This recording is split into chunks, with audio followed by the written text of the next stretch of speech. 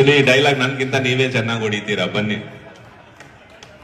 ಆಯ್ತು, ಈ ಡೈಲಾಗ್ 15 ವರ್ಷ ಆಯ್ತು, ಬಟ್ ಈಗಲೂ ನೀವೆಲ್ಲರೂ ಎಷ್ಟು ಇಷ್ಟಪಟ್ಟು ಪ್ರೀತಿಯಿಂದ ಅಭಿಮಾನದಿಂದ ಕೇಳ್ತಾ ಇದ್ದೀರಂದ್ರೆ ಅದನ್ನ ನಾನು ಹೇಳೋದು ನನ್ನ ಕರ್ತವ್ಯ, ನಾನು ಹೇಳಲೇಬೇಕು.